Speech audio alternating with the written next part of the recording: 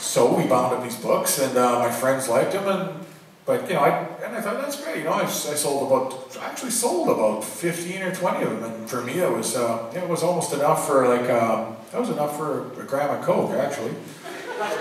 But so you know, I wasn't putting money back into the company at this point. Let's put it out. I was putting the money into my arm, but somehow my girlfriend, she bought me a laptop computer, like this little. It was hot, and it was supposed to have a color screen, but the junkie she bought it from had dropped it on the floor, so it was only in black and white.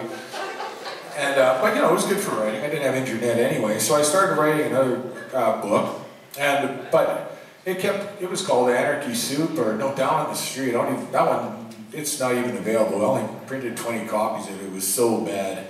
But anyway, I wrote that book, and but I kept having to take the laptop to my dope dealer. He kept getting it for collateral. He might say, "Okay, hold on to my laptop, and you know, give me some dope, and then when I'll pay it back, give me my laptop." So it's kind of hard to write books when your laptop is always at the drug dealer's. How much time have I got? Anyways, I'm babbling. I have no idea. Ruth, can you bring? Oh, I didn't bring my. Rod, you have a watch? Because there's nothing worse. It's 8:31. Okay. Okay. You go like this. Go like this when it's 8:35. Okay? Because I don't want to talk any more than. Well, you know, I really don't want you to go get refunds, and if I talk too long, you probably will. So, anyways, what happened? I had this laptop, and the drug dealer kept taking it away, and you know, it wasn't really going very well for me. And then my girlfriend got pregnant. It was like, oh crap! I had a vasectomy, you know, but I made the mistake of walking back from the hospital right after it was done, and it was like 3 miles in the cold, and so maybe that had something to do with the fact that it didn't work. And I've got 2 sons out here to prove it, right, Max and Frank? I think they're both out here somewhere. You know, and I'm really glad that vasectomy didn't work, you know. The second one did, but by then I already had 2 kids. But anyways, I'm getting ahead of myself here. So I had this, you know, so I forgot to mention about my first son being born in '84. I mean, it was, you know, I wasn't even a dad at all. I wasn't even a pretend dad. I was just, you know, I was just as drunk. I wasn't even there. So I had to, you know, I didn't want to move out onto the streets. I didn't want to leave my girlfriend. And I thought I could be a dad and still just do drugs in the bathroom. I'll just take drugs in the bathroom. But you know, that was kind of hard to do. And one day I was really hungover and I wanted to get some drugs, and the girlfriend was at work, so I thought it'd be okay to just leave him by himself for a minute when I went out and got some drugs. And then I thought it'd be okay to leave him by himself while I got high. And you know, when I look back at that, I think, you know, that probably wasn't the best idea. My girlfriend found out about that. She threw me out of the house. And you know, then I was officially homeless, right? And so I'd written a couple of books, but you know, they weren't very good, and I didn't have anywhere to live, and I wasn't published. And you know, I took inventory. I had no keys. I mean, look, if you look in your pocket right now, you're probably all going to find out some keys in there. I didn't have any, and it's a really awful feeling not to have any keys in your pocket. And I didn't have those. I was couch surfing, and I didn't like it very much. I'm just not made out of stern stuff. I mean, I don't know how homeless people can do it. I mean, you know, crapping in alleys and eating out of dumpsters. I'm too soft for that. It's a hard life. And, you know, so I thought, well, it's going to be easier to quit drugs than it is to, you know, to listen to sermons at the soup kitchen every day. I just can't do this shit, you know. And so, I went into treatment. I went into detox. I went into a treatment center, and my girlfriend was living by herself for 5 months. Well, I'm trying to take care of my son, you know, who was, you know, an infant, and she was trying to pay all the bills herself. And, you know, it must have been pretty hellish for her. You know, but when I got out, I finished writing Mosquitoes and Whiskey, and you know, and I always thought that it would be harder to write when I quit drugs because I wouldn't have my creative instinct. How are we doing for time, Ron? Holy Christ! How long are we talking? It seems like hours. I better cut to the point, the chase here. I got a long way to go.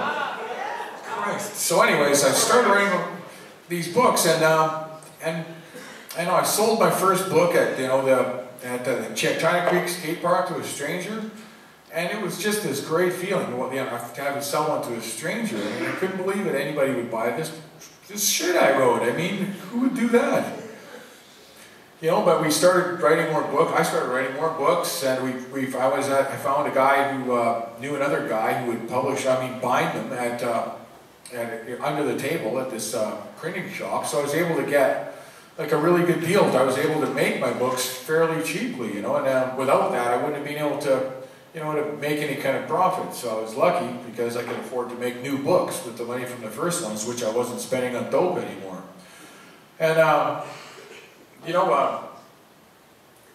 I always wrote about, like, you know, drug stories and stuff, like, but as I stayed clean, you know, I saw, like, all the homelessness and drug addiction in Vancouver, and it really kind of inspires me to write about that, because I know that, you know, I was once there. I'm so close to just being totally lost, you know, and I can feel like this black hole, that, you know, there's part of me, you know, just thinks it would be cool to live in a bug-infested room in the downtown east side with a humongous habit, you know.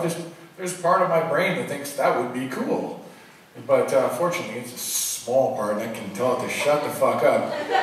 Because my life nowadays is pretty good, and I can't complain, and I don't want to go back to that. I mean, Christ, I really don't.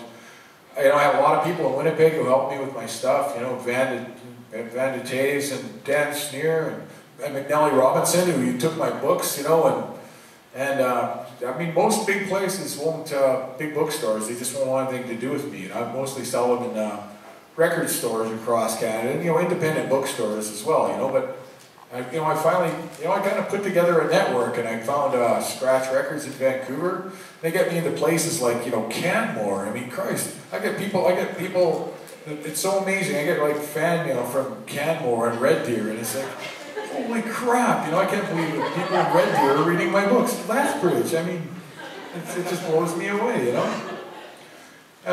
And so, yeah, where am I at here? And you know, and flooring all my stuff on Facebook and MySpace, and just selling books, and just to be able to do that and not have to have a real job. It's, you know, I wake up every day and I think, holy Christ, how the hell did this happen? I'm just a drug addict, and somehow I stumbled onto this really good scam, you know. And it's like the best scam ever.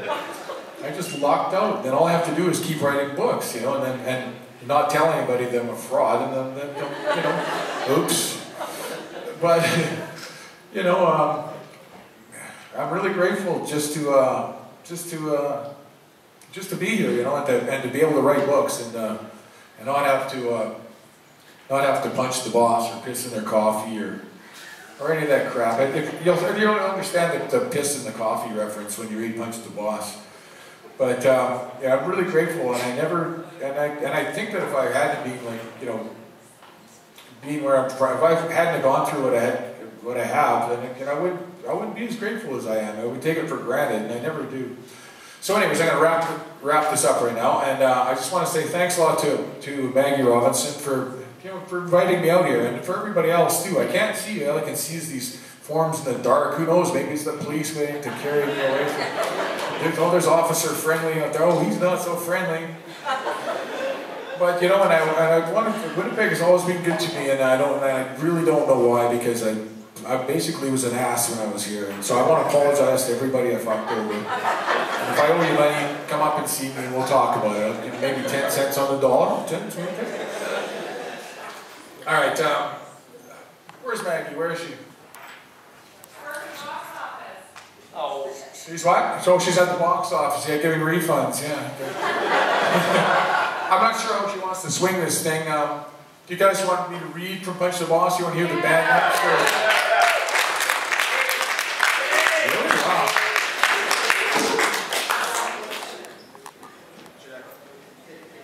I need my glasses from the box.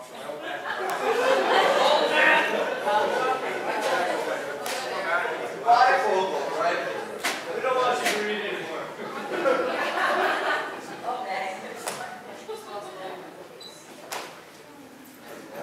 Does anybody know about, have ever heard about